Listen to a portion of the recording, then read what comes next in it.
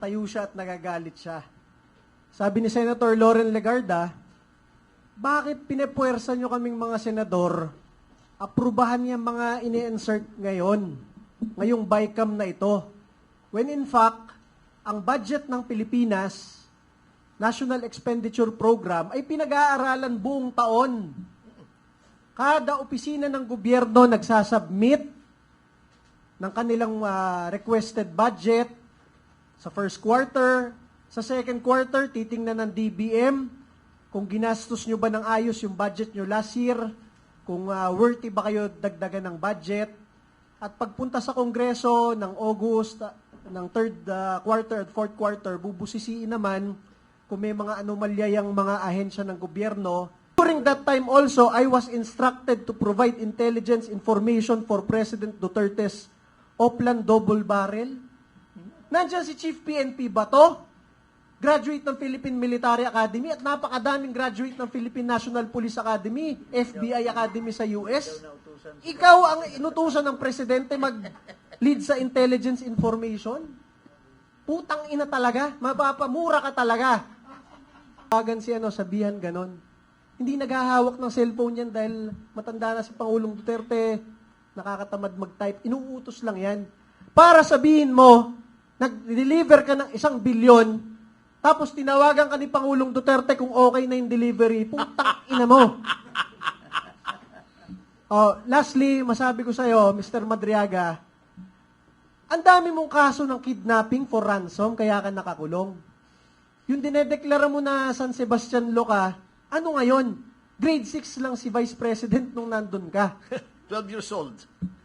So lahat ng claims mo ngayon, alam namin, either inventong-invento mo, o pine-pressure ka para i-file mo yan sa ombudsman na final mo nung isang araw, lahat yung kalokohan. Tang-ina mo.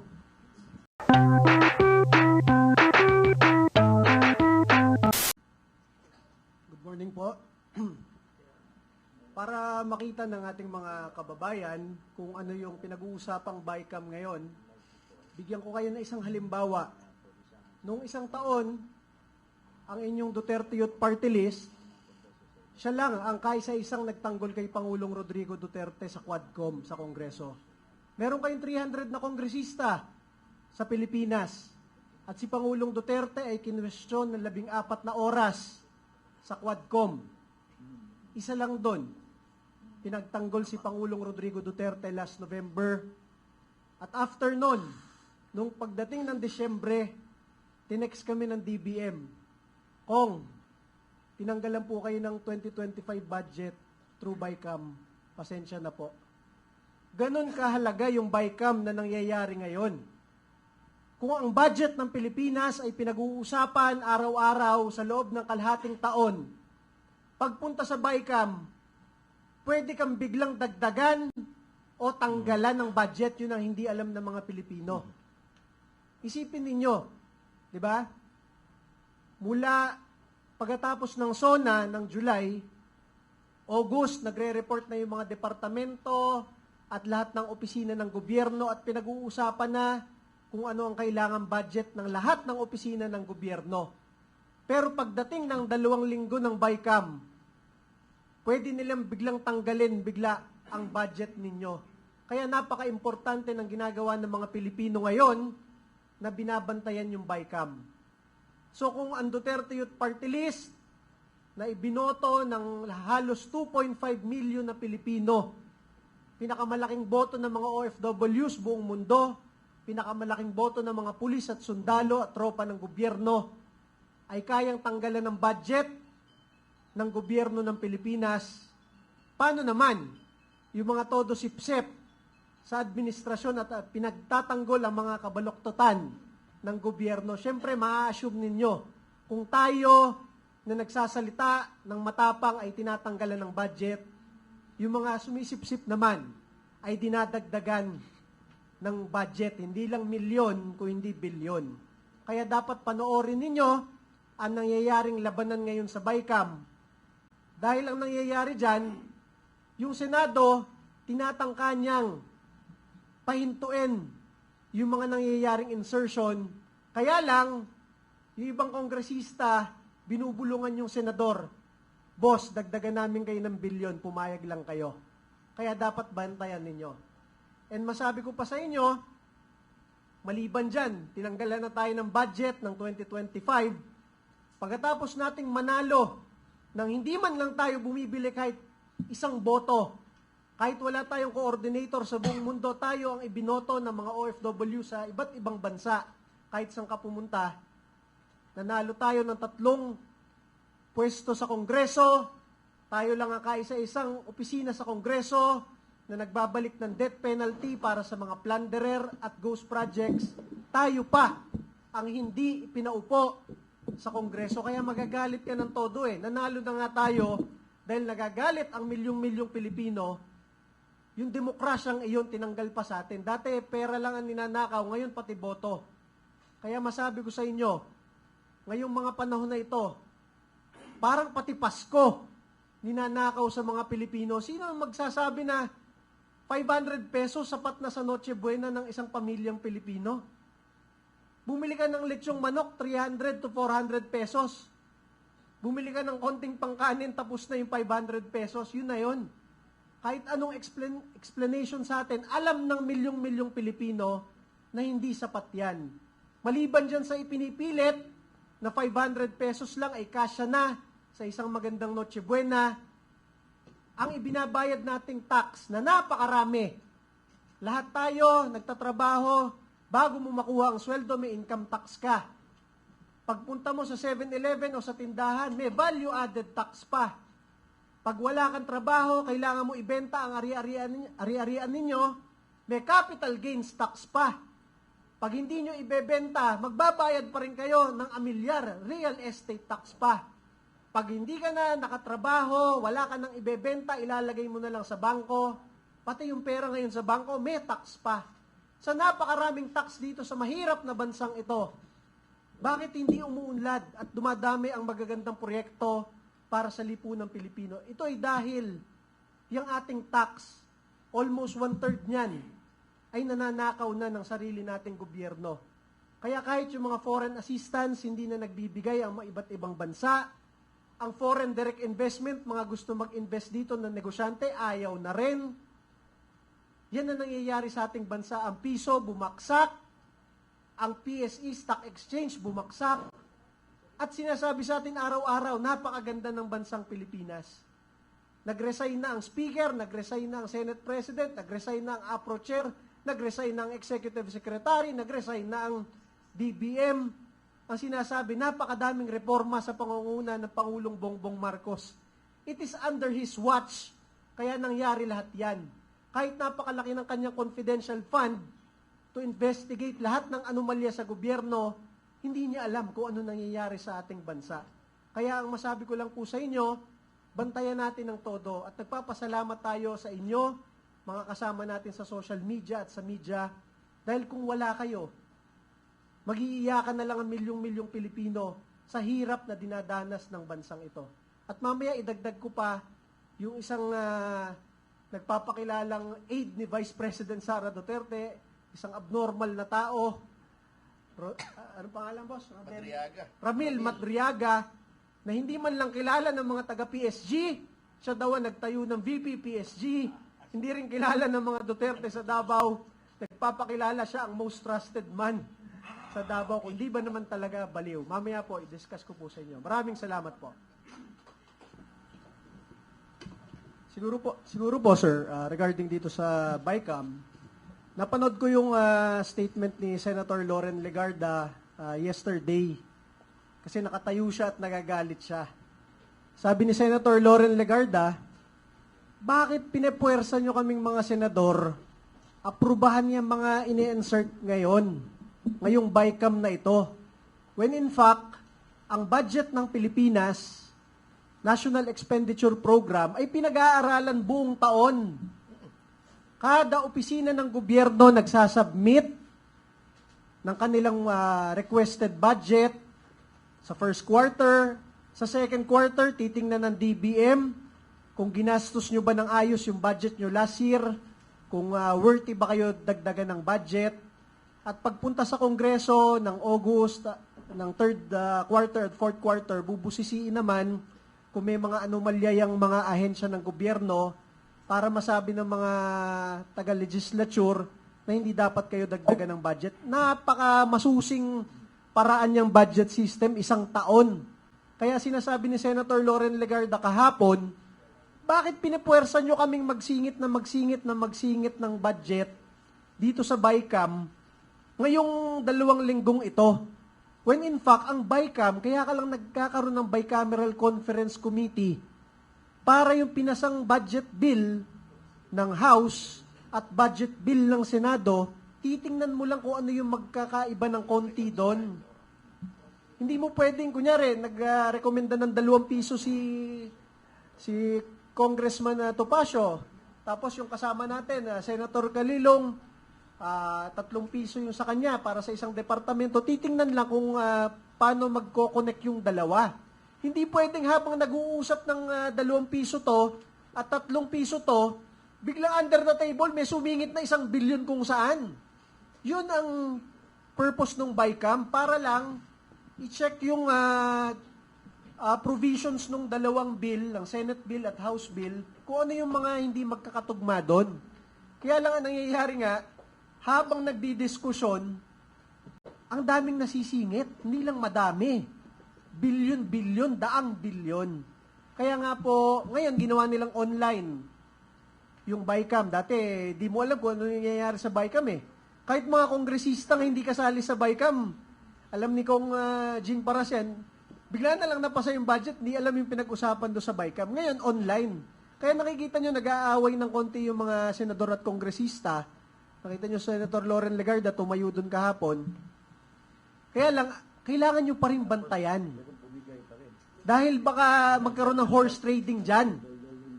Baka alokin yung mga senador na, boss, tama na. Meron kayong tigi 1 billion dito. Tapos ang laban, di ba? So, kailangan bantayan ng mabuti yan. Ano po, sir, yung second question? Ano niluluto? If they are influencing the budget based on political alignment, in 2026, ano kaya ang niluluto? Nagkakalutuan talaga yan. Posibleng hindi. Kasi nga, ang sinasabi ko nga sa inyo, ang Duterte Youth Party List. Hindi kami kasali sa kahit anong bigayan dyan sa Kongreso. Dati maraming patawag sa Kongreso patungkol dun sa bagong Pilipinas Servisyo Fair buong 2024. Sabi ni Mayor Magalong, pag sumama ka sa rally, meron kang 777, 21 million. Sa lahat ng imbitasyon, 31 na imbitasyon, 0 yung Duterte Youth Party List doon. Hindi kami sumasama sa ganyan na pupunta ka para bigyan ka ng pera. Mas marami pa kaming panahon pumunta sa youth leadership training, sa kampo ng AFP at PNP, laban sa NPA. Yun ang aming pinagkakaabalan sa Duterte Youth. So, maliban doon sa mga ganong klaseng bigayan, alam mo na bakit nagkakaroon ng insertion ngayon. Di ba? Yung nangyari sa Duterte Youth Party List, hindi insertion, talagang ziniro kami. After manalo, 0 seat pa sa Kongreso, hindi pa makaupo, di ba? So, bakit ganyan? Bakit merong mga insertion?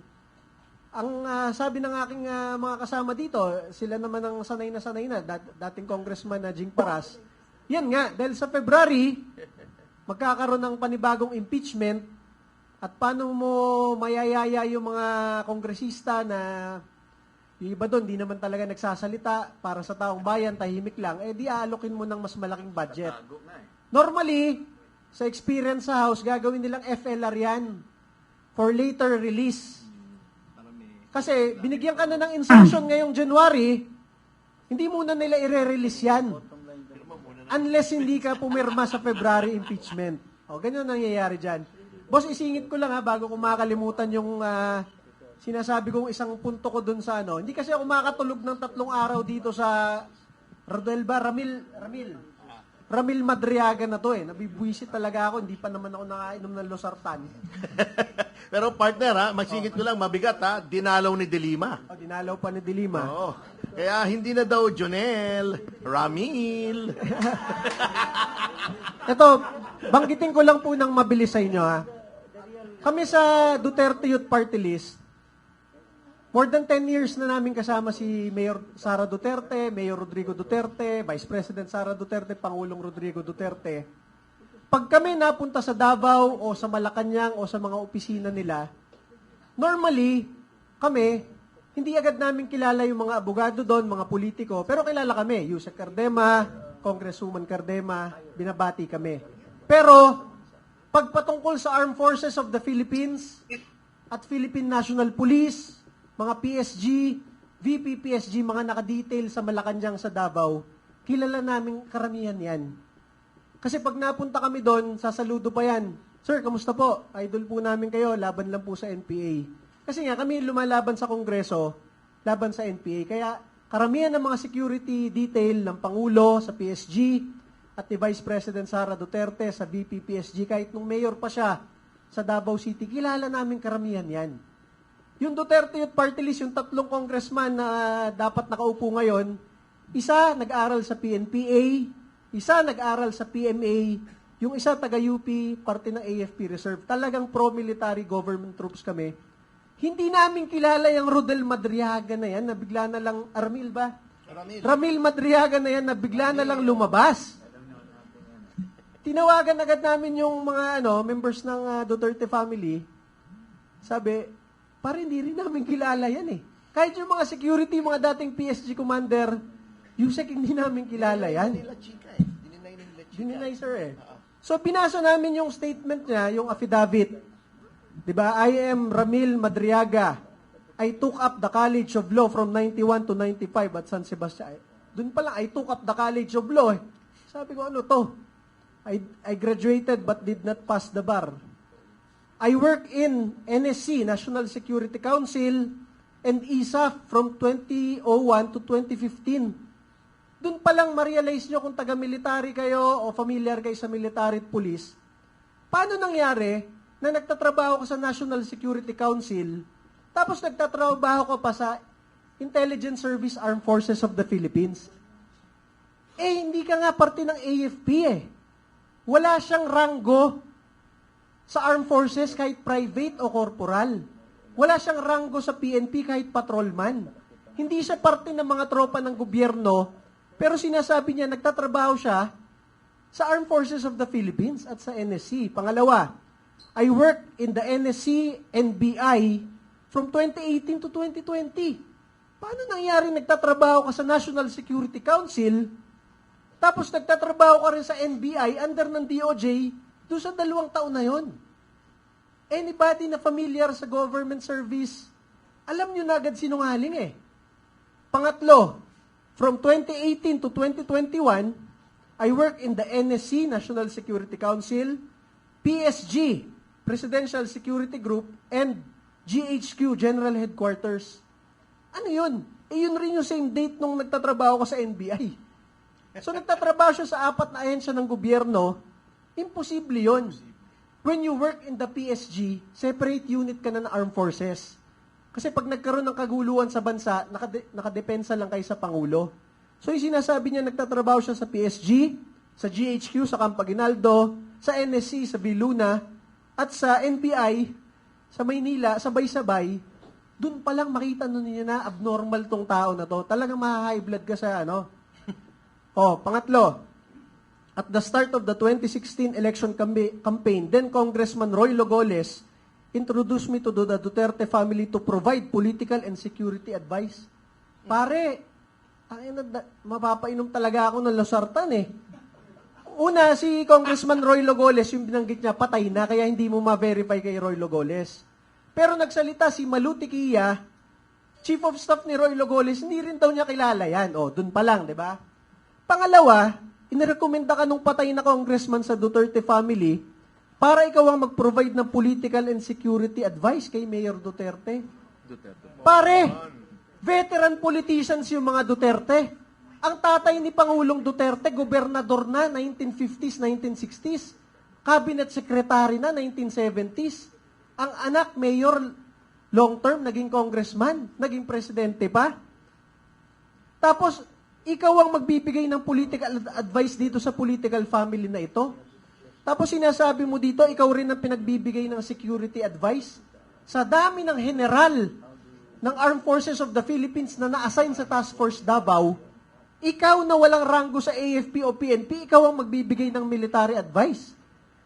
I was also assigned to form groups that would support President Duterte's candidacy for president. Yan yung mga isang tao lang nag-volunteer ako tapos sinasabi na niya siya na yung nagtumulong, di ba?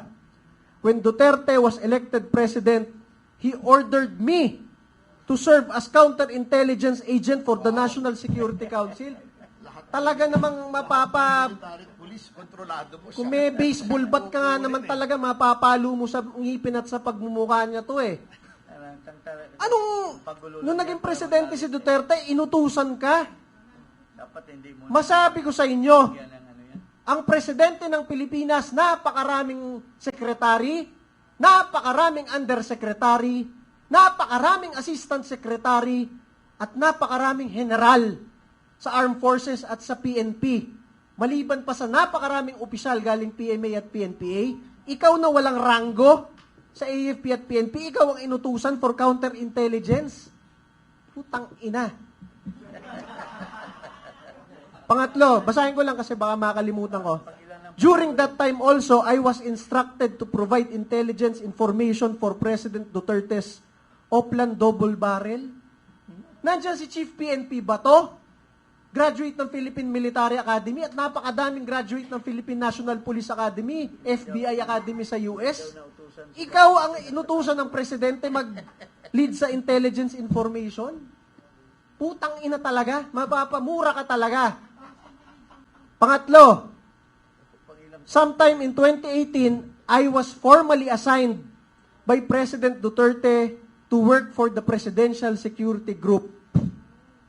Masabi ko sa inyo, kahit pulis at sundalo ka, kahit graduate ka ng Philippine Military Academy at Philippine National Police Academy o Officer Candidate School, hindi ka agad makakapasok ng PSG kung hindi ka mag-VIP training.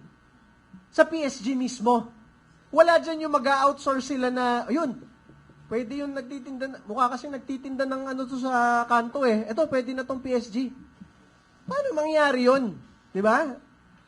Pang-apat, in 2018, I was introduced by President Duterte to his daughter, Davao City Mayor Sara Duterte, and likewise tasked by the President to provide intelligence gathering involving politics, law, to Mayor Sara Duterte. Abogado yun. Siya bagsak. Pare, abogado si Rodrigo Duterte, abogado si Sara Duterte. Bagsak sa bar, Napakaraming abogadong nakapaligid sa kanila. Yung bagsak sa Ikaw ang inutusan mag-provide ng legal advice kay Sara Duterte. Alam mo talaga sinungaling eh. And also, intelligence regarding politics. Ikaw na hindi pa nananalo kahit barangay chairman, ikaw ang magpo-provide ng political advice sa mga veteran politicians, mga Duterte. Ito, bilisan ko na lang po We were able to register ISIP Pilipinas at the SEC with me as national convener. Madali lang yan. Kahit pumunta kahit sino sa atin sa SEC, mag-register na ako ang head ng walang ISIP Pilipinas. Ayun, ikaw ang chairman nun. Ano yun non-stock, non-profit. Ito pa, masabi ko sa inyo, talagang mapapadagdag ka ng dosage na losartan.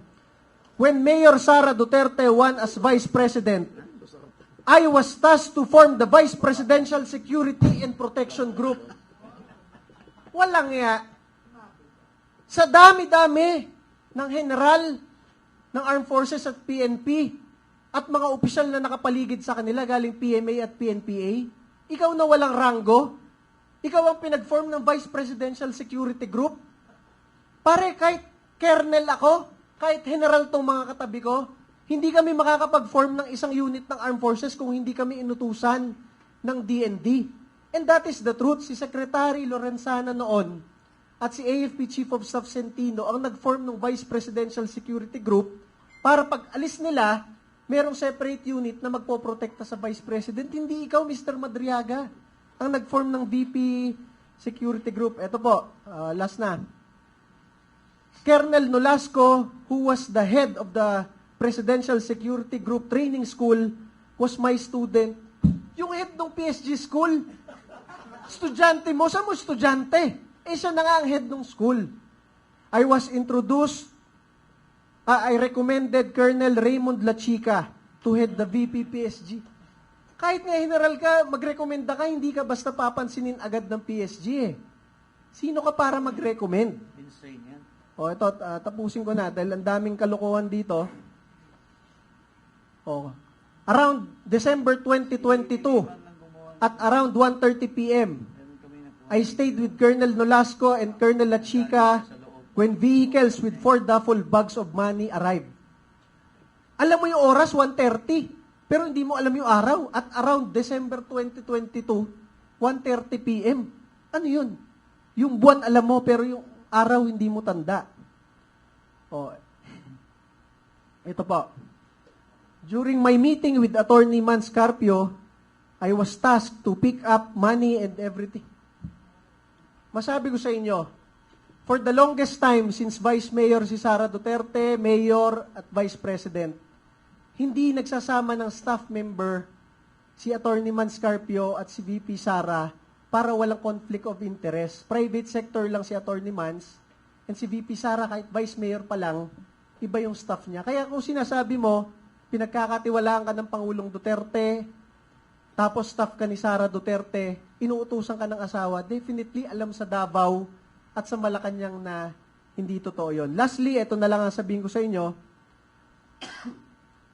Dahil nauuso bigla ngayong panahon na ito yung pagdi-deliver ng 1 billion. Dati wala ka maririnig. Ngayon, bigla na lang si Mr. Madriaga nagdeklara, I delivered 1 billion pesos and the delivery was verified through call to me by President Duterte himself. Sa tagal po namin sa Malacanang bilang Undersecretary, Assistant Secretary, pamilya namin naging kongresista, at sa dami ng pagre-report namin sa Davao at sa Malacanang, si Pangulong Duterte po, inuutos lamang niya kina Secretary Bongo at sa PMS, pag merong tatawagan na cabinet secretary, kongresista at mga opisyal ng armed forces, Bong, patawagan si sabihan ganon. Hindi naghahawak ng cellphone yan dahil matanda na si Pangulong Duterte, nakakatamad mag-type. Inuutos lang yan. Para sabihin mo, nag-deliver ka ng 1 bilyon, tapos tinawagan ka ni Pangulong Duterte kung okay na yung delivery, putang ina mo. Lastly, masabi ko sa'yo, Mr. Madriaga, ang dami mong kaso ng kidnapping for ransom, kaya ka nakakulong. Yung dinedeklara mo na San Sebastian Law ka, ano ngayon? Grade 6 lang si Vice President nung nandun ka. 12 years old. So lahat ng claims mo ngayon, alam namin, either inventong-invento mo, o pine-pressure ka para i-file mo yan sa ombudsman na final mo nung isang araw, lahat yung kalokohan. Tang-ina mo. Okay. Maisingit ko lang, Sige po. Katulad ko pareho kami ni Speaker Romualdez, mahilig sa singit eh. Yung 1 bilyong yan, naalala ko yung claim ni Montulfo na nakaiwan daw ng 1 bilyong piso si Pangulong Duterte sa Malacanang. Alam nyo, hindi naman po in-oust si Pangulong Duterte. Peaceful transition of power. Paano ka makakaiwan ng 1 bilyon? Kung Mayo pa lang, alam mo nang matapos na yung term mo eh. Kung meron ba 1 billion granting without conceding may 1 billion doon, hindi ba iuwi mo yun? Ang tagal ng panahon para may uwi mo 1 billion. Kung siguro 1,000 piso, 2,000 piso nakalimutan mo sa drawer, pwede. 1 billion! Alam niyo ba kung gaano karami 1 billion? Yung 1 milyon piso, mga ganyan kalaki, di ba? Mga 12 inches, more or less, yung haba. 1,000 ganon ang 1 bilyon. 1,000 na 1 milyon. Nakalimutan mo? Hindi mo napansin? Yan ang mga tiradang Ano lang, boss, 1 bulok minute eh. lang. Ito. 1 minute lang, boss. Alam mo si Montulfo, anak niya sa labas yan si Madriaga eh. Singit po natin yung 1 minute and then we'll acknowledge Dr. Lorraine. Yes po. 1 minute lang po. Alam niyo kung ba't ako nagagalit? Una, hindi talaga kilala yan sa PSG, VP PSG, sa security detail ng Pangulong Duterte at Vice President Sara Duterte. Ang dami nagte-text sa amin sa Duterte Youth Party List. Sir, sabihin nyo nga, hindi namin kakilala yan. Puro opisyal. Galing PMA at PNP. Sir, hindi namin nakilala yan o kahit kailan. Yung kaisa-isang picture niyan, nakatabi na solo si Vice President, yan yung inauguration ni Ma'am na 1,000 taga Davao audience ang nagpa-picture sa kanya isa-isa. Yun lang yun. And pangalawa, talagang ang Duterte Youth Party List, nakakuha ng pinakamalaking boto ng ating mga pulis at sundalo, gusto lang ipaabot ng ating mga pulis at sundalo na hindi man lang namin naging kasama yan, kahit private sa armed forces, kahit patrolman sa PNP, huwag niyang sabihin na kung ano-anong claims niya sa buhay dahil kalokohan, alam ng lahat ng security agencies ng ating bansa, Mr. Madriaga. Pero alam mo, Nangyayari sa budget nila? Anyone can answer. actually, ganito yan, The fundamental question there is, bakit walang deliberation? Simple. Ayaw nilang ipaalam sa atin. Case in point, the 2025 GAA was unconstitutionally certified as urgent. Can you imagine? Budget urgent. Anong ibig sabihin kung bakit may GAA deliberations? Kasi nga, ang legislature, ang guardian of the public purse, of the national treasury. Kaya dapat yan, binubusisi lahat. Tama yung sinabi ni Chairman Cardema. Binubusisi yan. Bakit ganito? Bakit ganon? Ito bang agency na to? Nagamit mo ba yung binigay namin sa'yo? Hindi mo pala nagamit? Bakit ka namin bibigyan ulit? Etong binigay namin sa'yo, bakit dito mo ginamit sa ibang purpose? Dapat makastigo ka, etc. Can you imagine the 2025 GAA was certified as urgent? What does certification of urgency mean? It means that you dispense with the reading, the first, second, and third readings on 3 separate days. Meaning to say, isang araw lang, pwede mo nang i-approve yung pending legislation. Anong purpose ng certification of urgency? Nagkakagulo. Di ba? Magdideclare ka ng national emergency by law. Urgent yun. Lumindol. Nagkaroon ng the big one. Wag naman. Kailangan ipasa itong supplemental budget in 1 day. Ang daming natabunan, ang daming nagugutom, walang tubig, walang kuryente. 1 day. Pero budget, urgent. Di ba kinall out nga si Pangulong Marcos ni Justice Leonen in his separate opinion? It is unconstitutional because you do not use a certificate of urgency on the budget which is supposed to be subjected to the longest debate. Kasi unang-una, yan ang budget ng bayan. Pangalawa, 1 taon a-applyan. At number 3, billion, trillion pa nga ang involved. So, bakit maraming cash? Iniipit nila yung cash. Bakit walang public deliberation? Napilitan lang sila. Eto, kung napapansin nyo, napilitan lang sila sa BICAM. Pero kung napapansin nyo, sino ba nanood nung sa BICAM? Nagtiyaga. Nagtiyaga ako Mag-a-adjourn sila. Bago magpupulong-pulong sila raw, magkukumpul-kumpul sila sa isang lugar. Hindi rin natin alam kung anong pinag-uusapan. Bago mag-re-resume, meron ng desisyon. Wala rin. Ila-livestream pa nila. Walang iniwan yan doon sa ICI Merong guidelines for live streaming, pero umpisa nung na-create yung ICI nung September, itong taong ito, ilan ang ni-live stream na hearing? Isa! Exactly 1 hearing. Yun ang nangyari sa ICI. Pinaglolo ko tayo. Public daw, live stream, pero recess, private consultation doon sa bandang likod, kitang-kita naman nawawala sila Nandun yung screen, hindi nawawala yung live feed, pero walang laman tong mga mesa, nandun sila sa likod. Then pagbalik nila, ayos na. Meron ng usapan, anong klase yun? How that decision was arrived at hindi rin natin alam. So, ginagago lang po tayo. Kunwari transparent. Oo, kunyari, parang ICI nga, lahat kunyari lang, puro dapat talaga ang palitan na yung, di ba, meron silang parang steam, yung may bagong duha, di ba? Oo, dapat palitan na yun yung kanta ni Ano ipapalit po? Yung kay, sino to? Si Anthony Castello. Balat kayo pala ang pag-ibig mo. Wow. Sir Cardena, you wanna add to this? Being an insider? Balat, partner. Siguro, madagdag ko lang yung experience namin dyan sa house. Nung nung 2019, hindi agad kami nakaupo. Tapos may lumapit sa Sabihin amin. mo kung bakit. Tawag na. Ibang nga, diskusyon. Hindi agad kami nakaupo. Tapos may lumapit sa akin mga congressmen. Sabi, Kong na rin tawag sa akin, Kong, elect ako nun. Kong, benta nyo na lang yung Duterte Youth, maka ano pa kayo, 20 to 30 million. Sabi ko, putang ina. Hindi kami nakikipag-away para sa pera. Wala nga kami pakialam dyan sa budget sa Kongreso eh. Gusto lang namin makipagdebate, magsalita, makipag-away sa mga makakaliwang grupo sa bansa. So yan ang nangyari. Pag-upo namin sa Kongreso, Vice Chair kami ng National Defense, yun ang tinututukan namin. Kaya tinutulungan namin, mga kabataang Pilipino, wag ma-recruit ng NPA, at eto mga taga-AFP at PNP.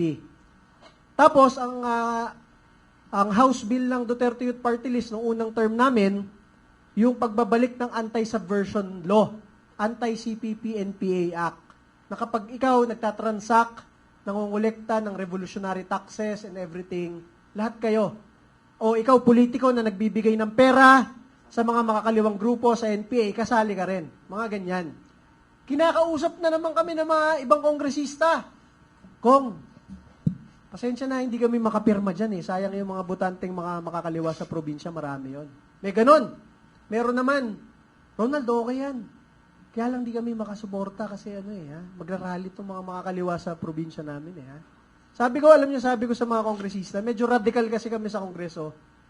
Ang daming kongresista at politiko, gusto ng reservist rank sa armed forces, gusto ng arrival honor sa PNP, gusto na rango sa Philippine Coast Guard Auxiliary, pero para pumirma ka, laban sa pumapatay sa tropa ng gobyerno, ayaw mong pumirma. Anong tawag sa ganyan? Di ba? So, layuan na naman yung ibang congressman sa amin. Nung second term namin, under Marcos administration, eto na. Kami lang ang nag-file ng pagbabalik ng death penalty by firing squad para sa lahat ng taga-gobyerno na kasali sa plunder, kasali sa mga ghost projects. Wala man lang pumirma kahit isa. Tapos hindi kami kinakausap. Tapos eto na. Pagdating ng 2024, ang dami nga nung sinasabi ko sa inyo, bagong Pilipinas Serbisyo Fair. Nasabi ni Mayor Magalong, pag umattend ka, meron kang 777. 21 million para sa isang attendance. Sa 31 na invitation sa amin dyan, ang inyong Duterte Youth Party List, hindi namin kayang umattend. Masabi ko sa inyo, ang daming umattend, 200 plus. Hindi namin kaya umattend. Tuwing magpapadala ng invitation ng Office of the Speaker, fino-forward ko kay Congressman Pulong Duterte at kay Vice President Sara Duterte. Sabi ko, ma'am, hindi kami attend sa ganito Minsan nag-invite sa Davao pa. Davao City pa mismo. Sabi ko, ma'am, sorry, hindi kami attend kahit Davao City to. Alam ko namang sa kabilang side to. So, ganyan na nangyayari. Kahit nung mismong Quadcom hearing ni Pangulong Rodrigo Duterte, 14 hours mula 10 a.m. hanggang 12 midnight, Duterte Youth Party List. Hindi namin kayang hindi ipagtanggol si Pangulong Duterte. Kahit sinasabihan kami ng mga kongresista doon, pare, huwag kayong magsasalita dito Naka-register na kaming magsasalita. Tinanggal pa kami sa listahan. Nilapitan ko lang yung Quadcom. Sabi ko, pinagsalitaan niyo yung 3 makabayan? Kami hindi, magwawala ako dito. Wala akong pakialam. Sinabi kong ganon. Kaya nung 11 p.m. nakapagsalita kami 1 hour before mag-adjourn. Kasi galit nga ako dito sa mga makakaliwa Bakit ang daming privileges ng mga makakaliwa doon? Tas kami, gusto lang namin magsalita, ipagtanggol si Rodrigo Duterte na nakasalang sa Kongreso, ayaw kaming pagsalitain. Wala ba kaming karapatan bilang kinatawan ng taong bayan? Napakaraming Pilipino, wala man lang boses sa Kongreso, wala man lang magtanggol kay Pangulong Rodrigo Duterte. Kaya sabi ko, magwawala ako dito pag hindi nyo pinagsalita Duterte Youth. So, ganyan ang aming status sa House. Hindi kami nakikialam dyan sa mga kaperahan sa House. Medyo outsider kami. Hindi kami umaattend sa bigayan ng kahit ano dyan. Kahit sabihin na, Kong, meron nga lumapit sa akin, Kong, nakaano na ako.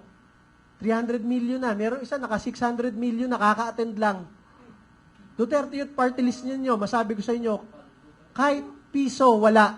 At masabi ko sa inyo, eto sa Pilipinas, sa Pilipinas, pupunta ako sa barangay, pupunta ako sa isang bayan, pupunta ako sa isang probinsya.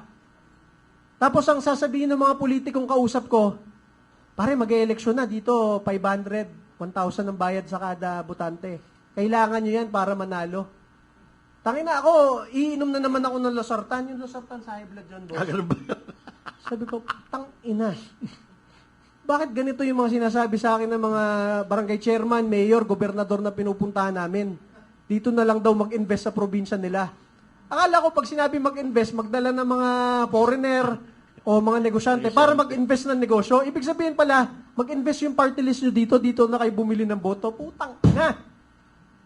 Masabi ko sa inyo, ang Duterte Youth Party List ninyo, nanalo ng halos 2.5 na milyon na boto ng mga Pilipino, kahit isa doon, wala man lang binili, kahit piso. Ibig sabihin, ang mandato ng inyong Duterte Youth Party List nakakuha ng 2.5 milyon na boto dahil sa paniniwala sa aming pakikipagdebate at pagsasalita para sa taong bayan. Isipin ninyo, ang Armed Forces of the Philippines at Philippine National Police, Commander-in-Chief nila si Bongbong, pero sa 150 na party list, ang number 1 sa AFP at PNP ngayong taon na ito, Duterte Youth Party List. Sinasaluduhan mo yung Commander-in-Chief mo, pero ang ibinoto mo, yung kaisa-isang party list na naghain ng impeachment para matanggal ang Commander-in-Chief mo. Ganun ang sentimiento ng ating mga pulis, sundalo, mga OFWs buong mundo. Wala kaming ma-hire kahit isang coordinator sa kahit anong bansa buong mundo dahil walang pera ang inyong Duterte Youth Party List. Kahit saan tayo magpunta ngayon, Amerika, China, Singapore, Middle East, Dubai, France, Germany, number 1, Duterte Youth Party List. Wala kaming kakilala kahit isang OFW leader. Pero ang ibinoto ng majority ng mga OFW sa lahat ng bansa buong mundo, kahit mga pulis at sundalo, under ng administrasyong ito, Duterte Youth Party List po ninyo. Ganyan ang aming paninindigan.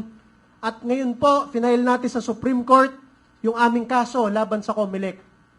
Makikita doon ng Korte Suprema. Ang sinasabi lang ng COMELEC, meron daw kaming hindi na-publish na papel nung 2018 nung nag-a-apply kami. Nakalagay sa mismong batas ng party list, the COMELEC shall publish. Sino? Ang nakalagay sa batas na magpapublish ng mga aplikante, COMELEC po. Ang sabi ni COMELEC sa Supreme Court, pwede naming iutos yan. Pwede nyo namang iutos. Wala kayong inutos, inaprubahan nyo kami. Paano namin mahuhulaan na yung one-pager na yon? Kailangan. Lastly na lang masabi ko sa inyo, sa dami-dami ng party list dyan na bumibili ng boto, sa dami-dami ng party list dyan na nangungurakot, kahit mga kongresista, may kaso ngayon, may alam ng taong bayan, nangungurakot kasama sa mga bilyong-bilyong kalokohan ngayon. May kaso ba sila? Wala. Ang tinanggal yung kaisa-isang party list na nakakuha ng 3 seats sa Kongreso, binoto ng 2.5 million na Pilipino, kaisa-isang nagbabalik ng death penalty para sa kurakot sa bansa. Tayo ang pinagtulungan, tayo ang tinanggalan ng budget, tayo ang tinanggalan ng seat sa Kongreso. Pero masabi ko sa inyo, kahit wala tayo sa Kongreso ngayon, kahit sa barangay ng Pilipinas tayo magpunta ngayon, sinasabi ng taong bayan, Sir, Duterte Youth Party List po kami, binoto po namin kayo. Hindi tayo yung kahit saan ka magpunta, yan yung mga nangurakot ng bilyong-bilyong maleta. Hindi tayo ganon. At dahil dyan, sa inyong pagtitiwala ng ating mga kasama sa social media, mga vloggers, at ng milyong-milyong Pilipino, kaya nabubuhay ang Duterte Youth Party List. Alam ko, makakabalik tayo sa Kongreso at putang ina, lahat ng kailangang reforma dyan sa Kongreso na yan at sa ating gobyerno. Lalo na pag naging Pangulo si Sara Duterte, tayo ang magbabago ng Pilipinas. Talagang, Rob. Siguro, madagdag ko lang yung experience namin dyan sa House. Noong 2019, hindi agad kami nakaupo. Tapos, may lumapit sa amin. Sabihin mo kung bakit. Huwag na. Ikaw nga, diskusyon. Hindi agad kami nakaupo. Tapos, may lumapit sa akin mga congressmen. Sabi, Kong na rin tawag sa akin. Kong, elect ako nun. Kong, benta nyo na lang yung Duterte Youth. maka ano pa kayo, 20 to 30 million. Sabi ko, putang ina. Hindi kami nakikipag-away para sa pera. Wala nga kami pakialam dyan sa budget sa Kongreso eh. Gusto lang namin makipagdebate, magsalita, makipag-away sa mga makakaliwang grupo sa bansa. So yan ang nangyari. Pag-upo namin sa Kongreso, Vice Chair kami ng National Defense, yun ang tinututukan namin.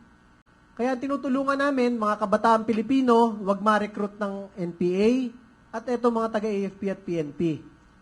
Tapos, ang House Bill ng Duterte Youth Party List noong unang term namin, yung pagbabalik ng Anti-Subversion Law, Anti-CPP-NPA Act, na kapag ikaw nagtatransact, nangungulekta ng revolutionary taxes and everything, lahat kayo, o ikaw politiko na nagbibigay ng pera sa mga makakaliwang grupo sa NPA, kasali ka rin. Mga ganyan.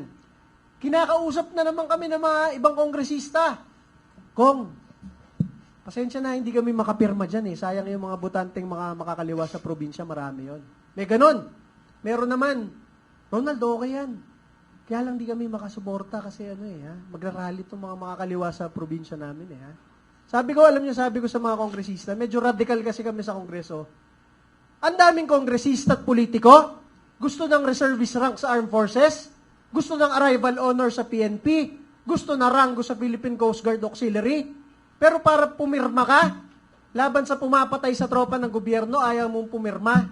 Anong tawag sa ganyan? Di ba? So, layuan na naman yung ibang congressman sa amin. Nung second term namin, under Marcos administration, eto na. Kami lang ang nag-file ng pagbabalik ng death penalty by firing squad para sa lahat ng taga-gobyerno na kasali sa plunder, kasali sa mga ghost projects. Wala man lang pumirma kahit isa. Tapos hindi kami kinakausap. Tapos eto na. Pagdating ng 2024, ang dami nga sinasabi ko sa inyo, bagong Pilipinas Servicio Fair. Nasabi ni Mayor Magalong, pag umattend ka, meron kang 777. 21 million para sa isang attendance. Sa 31 na invitation sa amin dyan, ang inyong Duterte Youth Party List, hindi namin kayang umattend. Masabi ko sa inyo, ang daming umattend, 200 plus. Hindi namin kaya umattend. Tuwing magpapadala ng invitation ng Office of the Speaker, fino-forward ko kay Congressman Pulong Duterte at kay Vice President Sara Duterte. Sabi ko, ma'am, hindi kami attend sa ganito Minsan nag-invite sa Davao pa. Davao City pa mismo. Sabi ko, ma'am, sorry, hindi kami attend kahit Davao City to. Alam ko namang sa kabilang side to. So, ganyan na nangyayari. Kahit nung mismong Quadcom hearing ni Pangulong Rodrigo Duterte, 14 hours mula 10 a.m. hanggang 12 midnight, Duterte Youth Party List. Hindi namin kayang hindi ipagtanggol si Pangulong Duterte. Kahit sinasabihan kami ng mga kongresista doon, pare, huwag kayong magsasalita dito Naka-register na kaming magsasalita. Tinanggal pa kami sa listahan. Nilapitan ko lang yung Quadcom. Sabi ko, pinagsalitaan niyo yung tatlong makabayan? Kami hindi, magwawala ako dito. Wala akong pakialam. Sinabi kong ganon. Kaya nung 11 p.m. nakapagsalita kami 1 hour before mag-adjourn. Kasi galit nga ako dito sa mga makakaliwa Bakit ang daming privileges ng mga makakaliwa doon? Tas kami, gusto lang namin magsalita, ipagtanggol si Rodrigo Duterte na nakasalang sa Kongreso, ayaw kaming pagsalitain. Wala ba kaming karapatan bilang kinatawan ng taong bayan?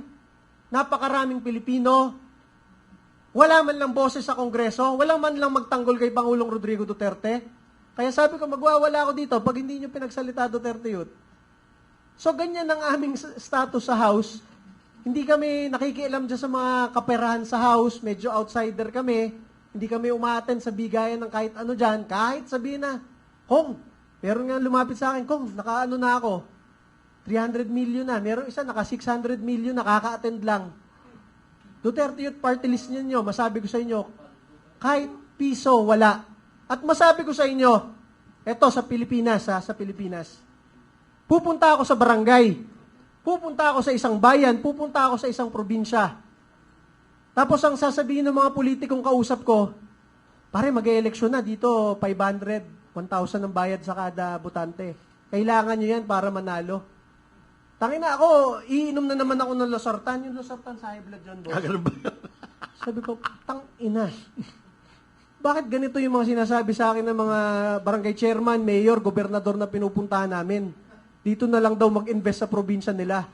Akala ko pag sinabi mag-invest, magdala ng mga foreigner o mga negosyante para mag-invest ng negosyo. Ibig sabihin pala, mag-invest yung party list nyo dito na kayo bumili ng boto. Putang ina.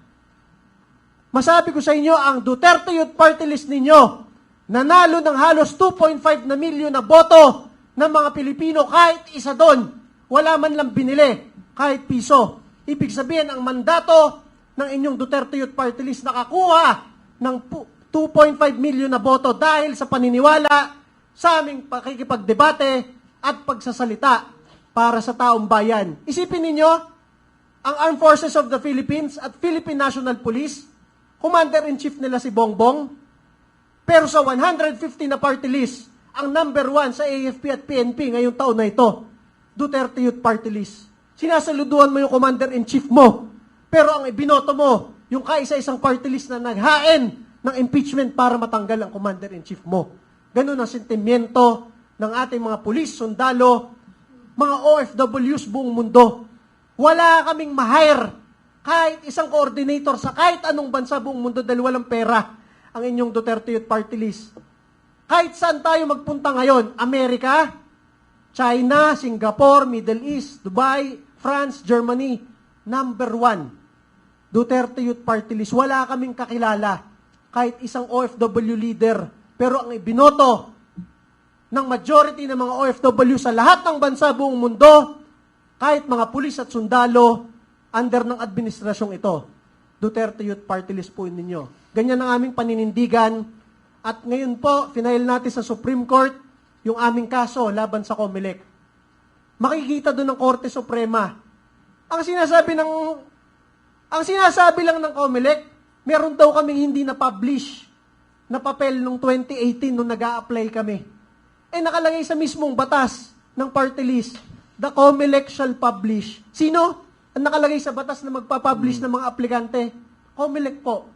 Ang sabi ni COMELEC sa Supreme Court, pwede naming iutos yan. Pwede nyo namang iutos. Wala kayong inutos, inaprubahan nyo kami. Paano namin mahuhulaan na yung one-pager na yon? Kailangan.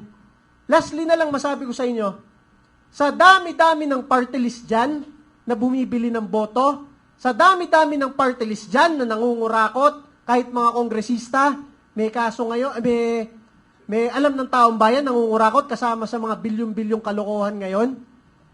May kaso ba sila? Wala. Ang tinanggal yung kaisa-isang party list na nakakuha ng 3 seats sa Kongreso, binoto ng 2.5 milyon na Pilipino, kaisa-isang nagbabalik ng death penalty para sa kurakot sa bansa. Tayo ang pinagtulungan, tayo ang tinanggalan ng budget, tayo ang tinanggalan ng seats sa Kongreso.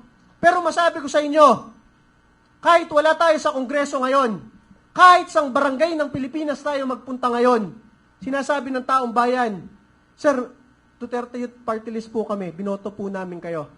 Hindi tayo yung kahit saan ka magpunta, yan yung mga nangurakot ng bilyong-bilyong maleta. Hindi tayo ganon. At dahil dyan, sa inyong pagtitiwala ng ating mga kasama sa social media, mga vloggers, at ng milyong-milyong Pilipino, kaya nabubuhay ang Duterte Youth Party List. Alam ko, makakabalik tayo sa Kongreso at putang ina, lahat ng kailangang reforma dyan sa Kongreso na yan at sa ating gobyerno. Lalo na pag naging Pangulo si Sara Duterte, tayo ang magbabago ng Pilipinas. Talagang, Rob,